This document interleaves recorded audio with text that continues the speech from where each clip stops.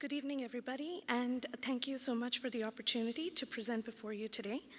My topic is the development of CAR-NK cell therapy for hematologic malignancies. These are our disclosures.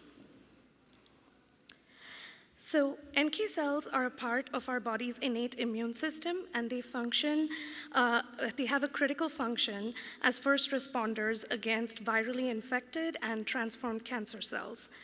And NK cells mediate their function by either direct cytolysis of the target cells by releasing molecules like perforin and granzyme, or indirectly by secreting immunomodulatory cytokines that help orchestrate the innate and the adaptive immune systems. The advantages of NK cell therapies over conventional immunotherapies are many. One of the most important of these is the association of this therapy with the reduced risk for graft versus host disease and cytokine release syndrome. The allogeneic potential of NK cells allows them to be manufactured ahead of time and in multiple doses, which is not only cost effective, but also allows for repeat dosing potential in the patients from the same product lot. So the function of NK cells can be made more potent and specifically directed toward a target cell by engineering them to express a chimeric antigen receptor, or CAR. And today we'll discuss our platform for the generation of CAR-NK cells. So here we present an allogeneic NK cell product generated by the ex vivo expansion and differentiation of cord blood-derived CD34 positive cells using our proprietary Notch-mediated expansion platform. So this is a two-phase culture system, and it begins with the enrichment of CD34 positive cells from a pool of umbilical cord blood units. So using a pool of umbilical cord blood units allows us to increase the starting material that we need to seed the cultures, and it also reduces lot-to-lot variability and improves consistency in manufacturing. So following enrichment, we expand the enriched CD34 positive cells on an immobilized Notch ligand and prime them toward differentiation to NK cells. At the end of phase 1 in culture, we have a heterogeneous cell product that is comprised of CD34 positive cells and myeloid-derived cells. In phase 2 of the culture system, the expanded and primed CD34 positive cells are differentiated into NK cells, and the myeloid-derived cells that we get in the first phase of the culture function as feeder cells to support the expansion and activation of our NK cells. So to generate the CAR-NK cells, we use a viral vector to transduce the cells early in the culture phase, in the expansion phase of the culture. And choosing this early time point allows us to reduce the volume of viral vector we need to generate these cells, which is a cost-effective approach. At the end of the culture system, we typically achieve about 2,000-fold expansion of our total cells, which enables us to generate multiple doses from a single production run. And the CD56 positive NK cells that are generated express the canonical NK cell activation markers like NKG2D, NKP46, etc. Following transduction, the CD56 positive cells are about 30% CAR positive. At the end of production, the cell products are harvested and cryopreserved and stored for immediate and off-the-shelf application. And as you can see from the figure on the right, following cryopreservation and thaw, we are able to stably maintain the CAR expression on our NK cells. So following the generation of our cells, we wanted to look at their functional potency using an in vitro cytotoxicity assay. In this assay, both the unmodified and the CAR-NK cells that are generated using the same starting material, and they're produced in parallel. So the only difference between the two cell products is the expression of CAR on the surface of the cells. And in the cytotoxicity assays, we use labeled target cells and co-culture them by the addition of NK effector cells at increasing effector to target ratios, as shown in the x-axis of this figure. Following about 24 hours of co-culture, we analyze the cells by flow cytometry to look for target cell death, which is mediated by the NK effector cells. And these values are shown on the y-axis of this figure. In this particular experiment, we used a positive control cell line that we know is susceptible to killing by the unmodified NK cells. And the target cells do not express the antigen that is specific to the CAR used to engineer the NK cells. So as you can see in this figure, the cytotoxic potency of our unmodified NK cells, shown in the black lines, and the CAR NK cells, shown in the blue lines, are almost identical, which indicates that the expression of CAR itself on the surface of the cells did not alter the functional potency of our cells against a non-specific target. Further, if you look at the dotted lines in the respective colors, we can also show that the functional potency of both the products are maintained stably following cryopreservation and thaw. We next wanted to look at the functional potency against a resistant target cell line. So here in the graph on the right, we used a target cell line which is highly resistant to killing by the unmodified NK cells, as is shown by the black lines. In fact, the negative values on this graph indicate that our target cells expanded slightly over the duration of the co-culture. These target cells do express the antigen that is specific for the CAR that is used to engineer the NK cells. So when we co-cultured these target cells with our CAR NK cells, you can see that even at E to T ratios as low as 1, we're able to significantly enhance the cytotoxic potential of these cells. And at higher E to T ratios, we are able to elicit more than 95% killing of the target cells in the co-cultures. So following the establishment of the functional potency in vitro, we wanted to assess the anti-tumor efficacy of the cryopreserved CAR NK cells in an in vivo NSG mouse model. The tumor cells that are used to establish this mouse model are the same resistant target cells that we set up the in vitro cytotoxicity assay with. In the in vivo study, 5 study groups were established. In group 1, the mice were injected with tumor cells and cryomedia on day 0 of the study, and subsequently treated with cryomedia twice a week for up to 8 doses. This group served as a control.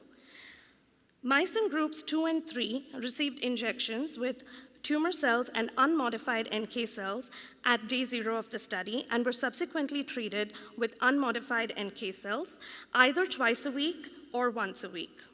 Similarly, mice in groups 4 and 5 received tumor cells and CAR NK cells on day 0 of the study and were subsequently treated with CAR NK cells either twice a week or once a week. All the mice in the study groups received injections of recombinant human IL-15 to support the survival of the NK cells in vivo. The mice were monitored for their health by weekly weight checks, and they were also monitored daily for the development of symptoms due to tumor growth. So in this figure here, we're showing you IVUS imaging data, which was collected weekly to monitor the tumor bioluminescence and tumor development over time. As you can see from column 1, the tumor development in the mice treated with cryomedia alone was rapid and aggressive, and the mice succumbed to the symptoms by day 35 of the study. And as we can predict from the in vitro cytotoxicity data, the mice that were treated with unmodified NK cells either twice a week or once a week, as shown in columns 2 and 3, behaved very similarly to the group treated with the cryomedia in terms of tumor burden as well as survival of the mice. In contrast, when we treated the mice with the CAR NK cells, either twice a week or once a week, we saw a significant inhibition of tumor development in these mice for as long as they continued to receive treatment, which was through day 28 of the study. And as shown here, following the discontinuation of the treatment, the tumor development in these mice begins to increase. The data shown before is also shown graphically here in the graph on the left-hand side, and on the right we discuss the survival curves of the mice in the different study groups. And as discussed, when treated with unmodified cells or cryomedia, the tumor development in the mice was rapid, and the mice succumbed to the symptoms by day 35 of the study. When we dosed the mice with CAR NK cells once a week, we were able to prolong the survival to about 47 days. And when dosing the mice twice a week, we were able to further increase the survival to about 52 days. In conclusion, we were successfully able to demonstrate the generation of CAR-NK cells from umbilical cord blood-derived CD34 positive cells using a viral vector transduction protocol, generating 27% CAR-positive NK cells at the end of production. Our group is currently also exploring novel non-viral methods of gene modification in this platform. The CAR-NK cells that we generated were able to elicit a significantly enhanced and specific cytotoxicity against very resistant target cells, both in vitro and in vivo, and were successful in inhibiting tumor development in the mice and prolonging their survival. We were also able to show that the functional potency of the the functional potency of our NK cells, as well as the CAR expression, was stably maintained following cryopreservation and thaw. So overall, this study demonstrates the feasibility of generating a therapeutically potent CAR-NK cell product that can be cryopreserved for immediate and off-the-shelf application for a range of clinical indications. I would like to thank the leadership team, the research and development team, and the process development team at Devera Therapeutics for their constant mentorship and their support in the design and execution of this study. I'd also like to thank the comparative medicine staff at the Fred Hutch Cancer Center for their invaluable expertise in handling the mouse colonies, as well as in the execution of the in vivo arm of the study. Finally, my sincere gratitude to the Cord Blood Connect Committee for giving me this opportunity to present before you today. Please do stop by our posters. We will discuss the generation of myeloid cells as well from CD34 positive cord blood cells for therapeutic intent, as well as interim results from a phase 1 study investigating our unmodified NK cells for patients hospitalized with COVID-19. Thank you so much for your time.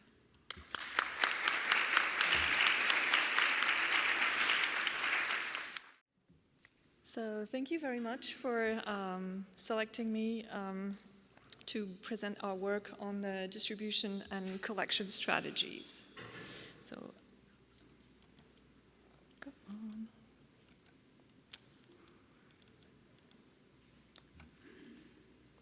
No, that's the last one. Can I get the next slide, please? And the one after that. Yes. So as an introduction, a brief overview of the National Cord Blood Program located in New York City. We have currently 60,000 units that are available for clinical transplant. They were collected between 1999 and 2020. As you see on the graph, we only distribute a small portion of those units yearly, and so we were asking ourselves the question, how do we successfully replenish the inventory? To do this, we looked at unit characteristics of the distributed units, so race, ethnicity, cellularity, and match. So we took the last 7 years of distribution so that we would have the latest selection strategies from the transplant centers. So January 2015 to March 2022, that's roughly 1,000 units. And then we compared those to our current CBU inventory. We looked at CBU characteristics, so cellularity, the usual, TNC CD34 measured at banking, match, the usual out of 6, and then also the allele match out of 8, and the race and ethnicity information as a marker of population diversity. This information is self-declared by the mother at delivery, and we had it available for 56,000 of the stored CBU and for 1,020 shipped CBU. We also collected the few information that we had from transplant centers reported to CIBMTR, but it was only for a small subset of 412 transplants. First, a quick overview of the shipments in our study period. So you see in this graph the yearly distribution, with the dark bars being the domestic shipments. That's roughly 65% of our shipments, and the lighter bars the international shipments. The patients were adults in 68% of the times. They received mainly 4 out of 6 units for 52%, 5 out of 6 for 40%, and only 8% of the patients received 6 out of 6 grafts. Diagnosis quickly is, as expected, acute leukemia, with AML having the largest part, and then ALL. The green ones over here, can I get this? Yes. The green ones are the other malignant diseases, so mainly lymphomas, and then the purple, the non-malignant diseases, so metabolic diseases, Hunter, Hurler, all their nasty friends, ISDD, the inherited immune system disorders, so mainly SCIDs, aplastic anemia, and the erythrocyte anomalies, thalassemia and sickle cell. First, we looked at the race and ethnicity repartition. On the patients, even though we have limited data, it's apparently mainly white patient. We don't have distinction between Hispanic and not Hispanic in the CIBMDR data. And the race on the right, so the distributed units were less likely to be white non-Hispanic than the ones that were present in the inventory. The image don't look that different because the percentages are not that different, but with the numbers being so large, it is statistically significant. Then we combined the race and ethnicity information with the match. So on this graph, you have the different CBUs split by race, and then the percentages of each allele match level by colors. So you can see that the white non-Hispanic units on the right have the more orange and green, which are the highest match. And as you remember, those highest match are associated with the best outcome for transplant. Then we looked at the race match or mismatch between donor and recipient on the subset where we had both these informations. So this graph shows, it's the opposite of the other one, but bear with me, the allele level match here, and then the percentage of race match between donor and recipient in the plain bars, and race mismatch in the striped bars. And obviously, race match was associated with better allele match, but the correlation was far from absolute, and about 40% of the race mismatched still had the 6 out of 8, so the best outcome for the patient. Second things we looked at are the cellularity information. So on the left TNC, on the right CD34, it's the same kind of graph with the bins on the different sides on the x-axis, and the wide is the percentage of the total number of units. The blue bars are the inventory, and the red bars are the distributed units. And you can see that for both parameters, we distribute the biggest units. Not that you had any doubt, but this shows it. Then we combined the information on cellularity and matched, and so we looked at the TNC in green and the CD34 in purple for each match group from 3 to 6. And we can see that the transplant centers have been applying what Dr. Barker had shown 12 years ago, meaning that you can compensate a lower match with giving a bigger cord blood. So the first point of discussion will be the limitation of the race statistics, because when we compare to the actual HLA match, we see that it doesn't fully reflect the genetic ancestry of the cord blood. And it's probably linked to the fact that first, it's extremely difficult to reduce human population diversity to just a few boxes to check on a questionnaire. And second, and probably most important, the mother's response may reflect more on a sense of belonging to a community than really a genetic background. And there's also the fact that the patient information is rarely available, so the race match and mismatch is difficult to interpret because this race information is mainly in the US. And even in the US, many patients refuse to provide this information, so it's hard to, there's a huge bias there. So the answer to the question, should cord blood unit distribution patterns impact collection strategies, is yes, as you should have guessed, but maybe not for the reason that you would expect. Because cord blood is presented traditionally as a way to get minorities to transplant. So it's always minorities. But from what we see here, the white non-Hispanics, so the non-minority units, yes, they ship less, but it's slightly, and they are still associated with a better match, and so a better outcome for the patient, even in the context of a race mismatch. So there is no rationale to stop collecting these white non-Hispanic families because their donation can still be useful. So our conclusion would be to keep our existing strategy, which would be to collect in hospitals that serve the most diverse patient population possible, but without further selection of the donors.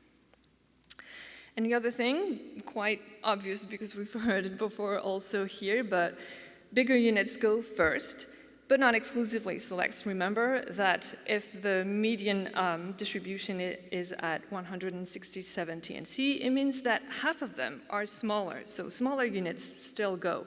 They go for the pediatric patients, which is almost half of the patient population, and they go also to provide those very high matched, even smaller but still very high matched units that some transplant centers still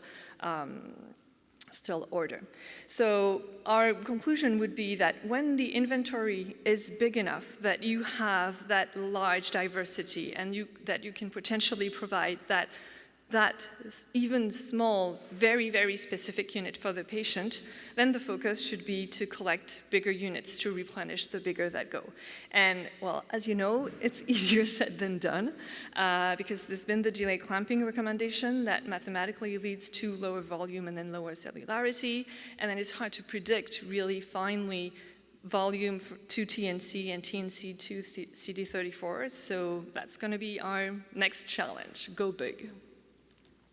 So I'd like to thank our wonderful data manager and Excel guru who helped me crunch all this data, Dorothy Sung, all the distribution team, Cynthia, Wendy, Dr. Jimenez, Dr. Weinberg, and of course, a huge thanks to all the NCBP teams, past and present, the collection processing QC-IT, because they're the ones who made the inventory what it is now. Thank you for your attention.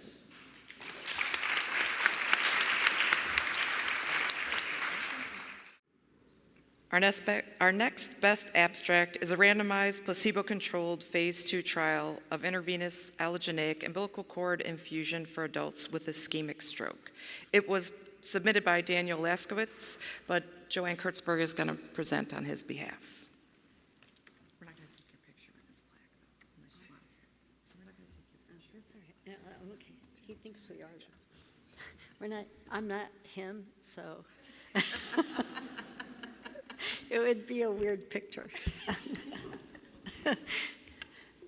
So thank you all. I'm representing Danny Laskowitz and our team. Danny is a neurologist and he's an intensivist and he's on service this weekend. So he probably would have rather been in Miami, but he couldn't be here.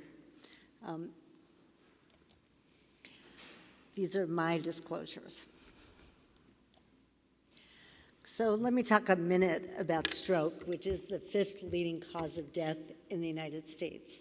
And 90% of strokes are ischemic.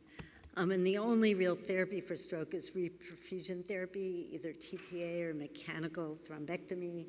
But they can only have an affected action if they're done within 4 to 8 hours of the stroke, which logistically is often not possible. Based on preclinical studies in our labs and others which showed that monocytes from cord blood could reverse hypoxic injury in brain slice models, we hypothesized that single infusion of unrelated donor, non-HLA matched cord blood could facilitate repair of brain damage in adult patients with acute ischemic stroke. And we also hypothesized that repair was mediated through paracrine mechanisms that reduce inflammation, limit local tissue damage, promote plasticity, and subsequently increase functional recovery. And we had demonstrated safety in a prior phase 1, 10-patient single study. Our methods were complicated. So it was a phase 2, multi-center, randomized, placebo-controlled, double-blinded trial of cord blood in adults 18 to 90 years of age with acute cortical, hemispheric, or ischemic stroke in the middle cerebral artery distribution without clinically significant midline shift. That's a lot of stroke language, but it really refers to the type of patient and the stability of the patient. Eligible patients also had to have an adequate immune function, which we defined by an absolute lymphocyte count of 1,500 and later reduced to 1,000 because we found that a lot of the patients had received steroids, which are lympholytic acutely, and we were disqualifying a lot of patients who were otherwise likely to be immunologically normal. And the reason we made the first decision was because this is mismatched unrelated donor cord blood, and we didn't really know if there would be any increased safety issues with GVHD in that setting. We also excluded patients who had malignancy, who were on chemotherapy, who had known immune deficiency or autoimmune disease on immunotherapy. The cord blood units were selected from accredited U.S. public cord blood banks based on blood type, race, and a targeted cell dose ranging between what turned out to be 0.5 to 5 times 10 to the 7th nucleated cells per kilogram. So that's a wide range. Many of these were very large patients, and it wouldn't have been possible to achieve a higher dose.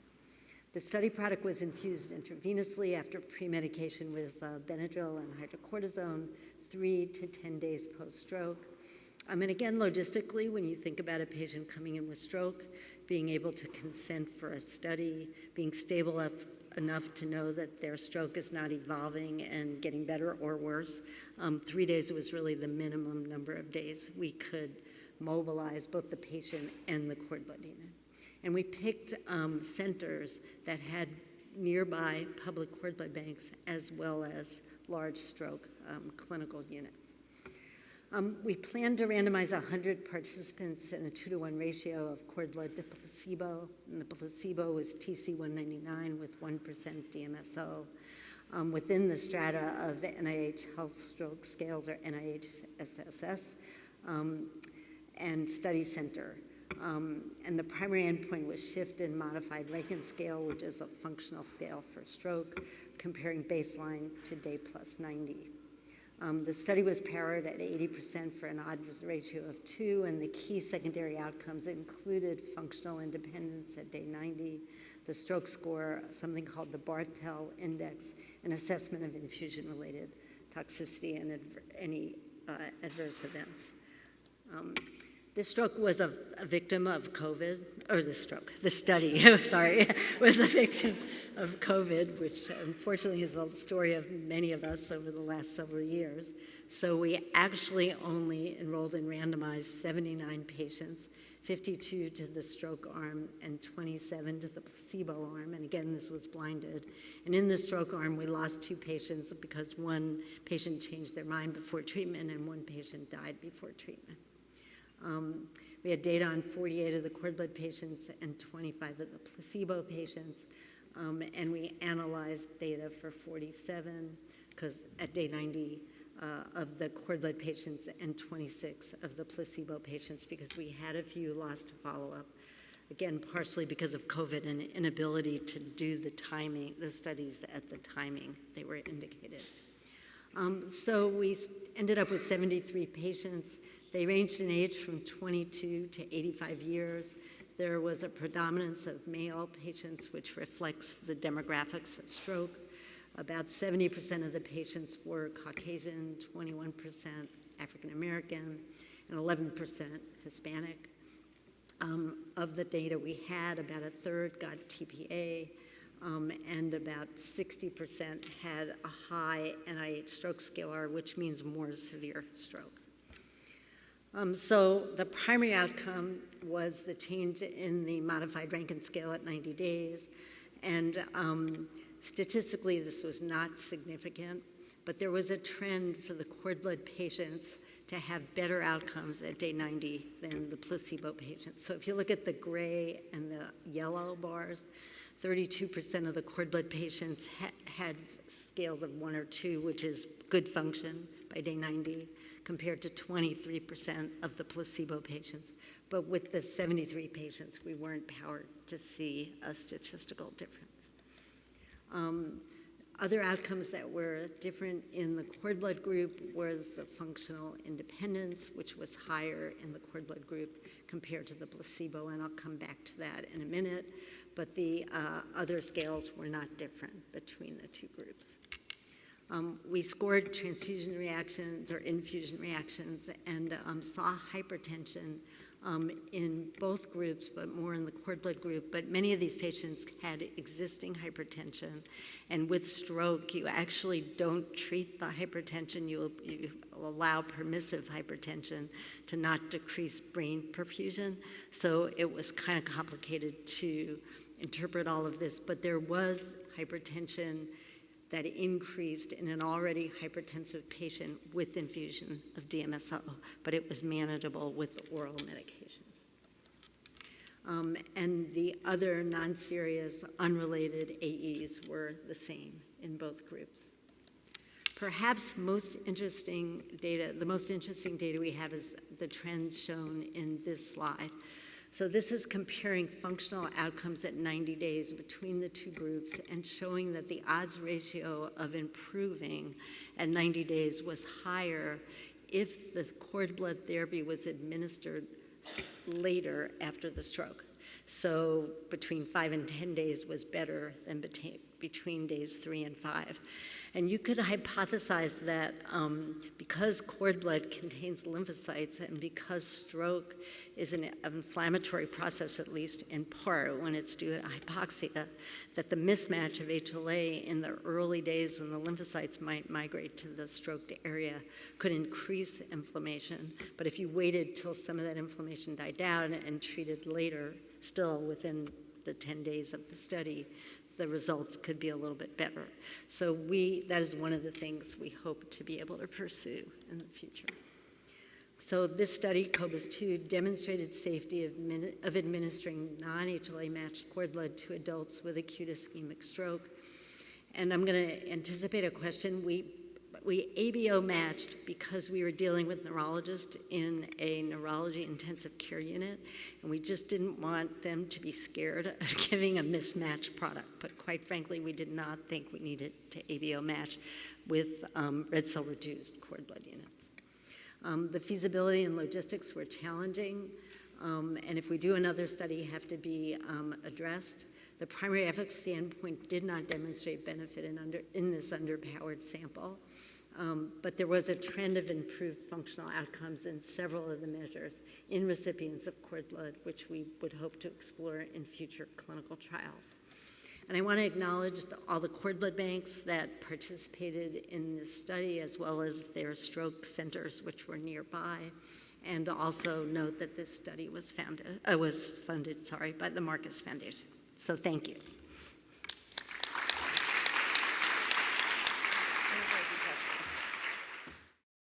So thank you for selecting this abstract for presentation. These are my disclosures.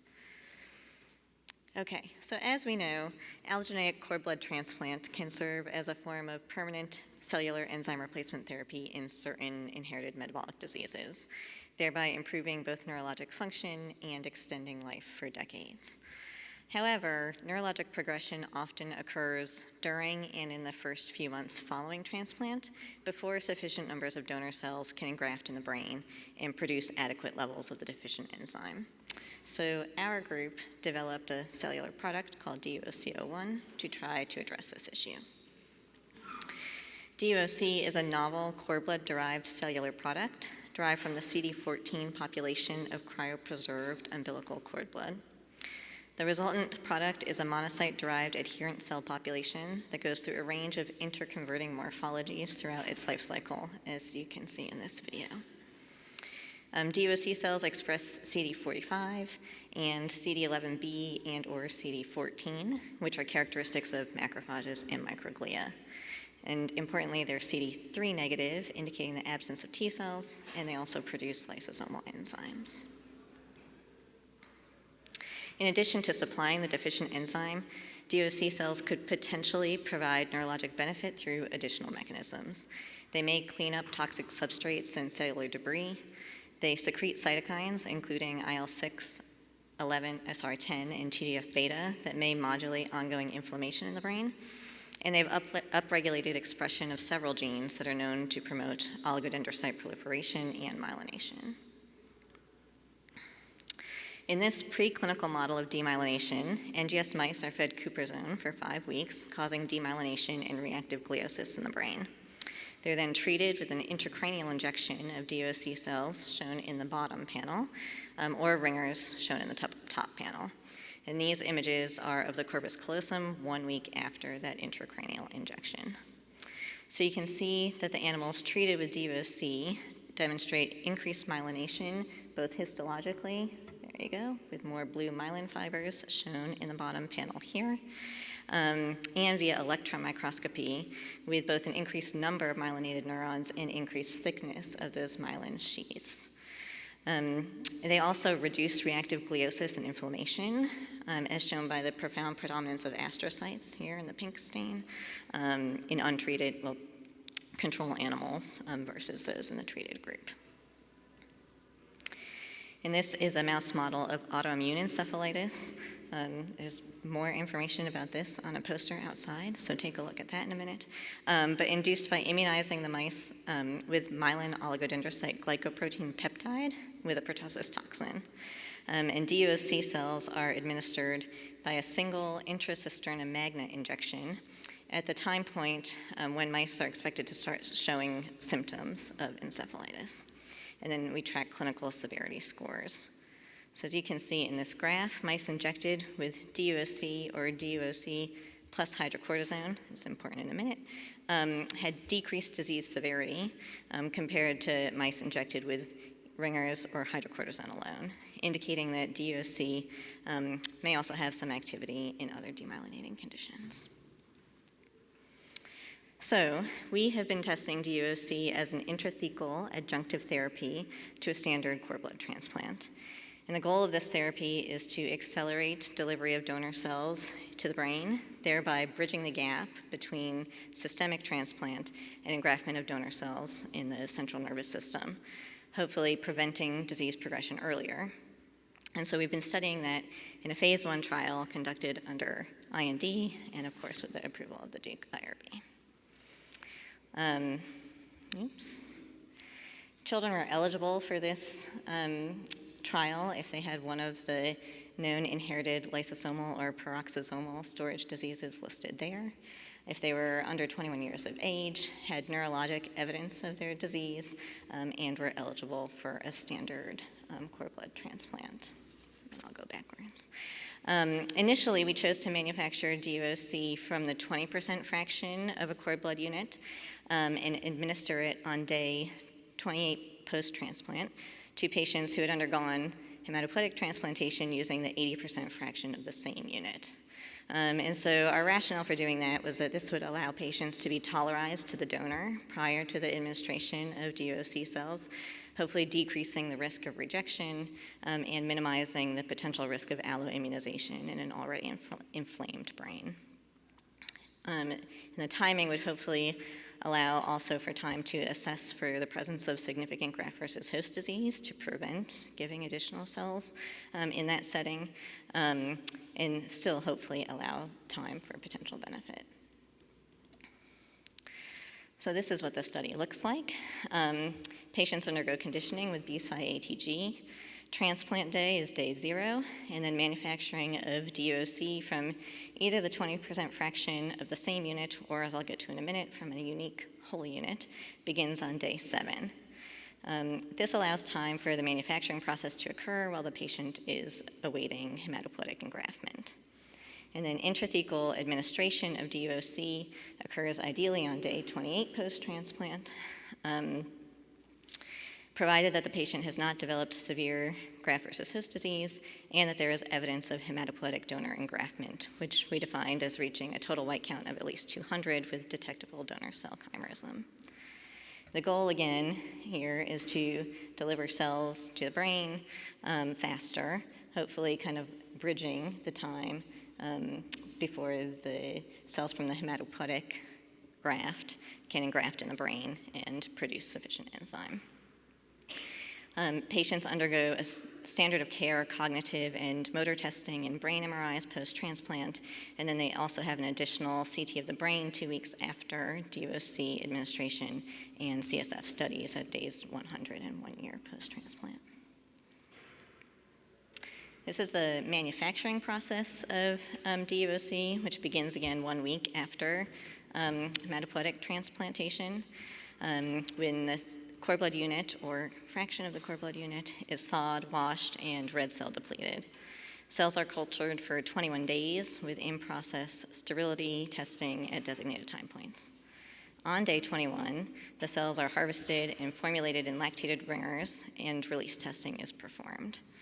The final product has a stability of only about 3 hours, so there's a significant amount of coordination that needs to happen between the lab and the clinic to make sure the cells are delivered intrathecally within that time frame. So 40 patients have been enrolled on this study and underwent cord blood transplant. And you can see the characteristics of those patients here. So the median age was 2.5 years, but ranged from infants to teenagers. Most were boys, and you can see the distribution of the various inherited metabolic diseases. 37 of the 40 patients engrafted with donor cells. Median TNCC of the units used for transplant was 6.5 times 10 to the 7th per kilo. And of those that engrafted, they did so. Neutrophil engraftment occurred at a median of 20 days post-transplant. 10 patients were not able to receive DOC cells, either due to engraftment failure, because patients were too ill at the time that the injection was due, or if the product failed manufacturing. So in total, 30 patients with inherited metabolic diseases have been treated with DOC. These are the characteristics of the product. So patients received a median of 2.2 million total DOC cells intrathecally with a wide range, as you can see there. There were no sterility issues with any of the products. These intrathecal injections were all performed under moderate sedation or general anesthesia, and there were no adverse events related to the procedure itself. So the first 11 patients were treated with DOC that was manufactured from the same unit used for hematopoietic transplantation. And there were no adverse events related to the DOC. Specifically, there were no CSF abnormalities, there were no unexpected imaging findings. But because a few products failed manufacturing from the 20% fraction, and because the safety profile had been favorable, we modified the protocol to allow two different things. First was to allow DOC to be produced from a unique third-party cord blood unit that was at least 4 out of 6 HLA matched to both the patient and the transplant donor, and also to allow DOC to be administered a little bit later by day 42 in the event that either the product failed manufacturing for some reason or the patient was too sick to undergo the procedure on day 28. So, of the first 3 patients who received DOC manufactured from a unique donor, 2 developed fever and hypotension hours after the injection, which was consistent with a systemic inflammatory response.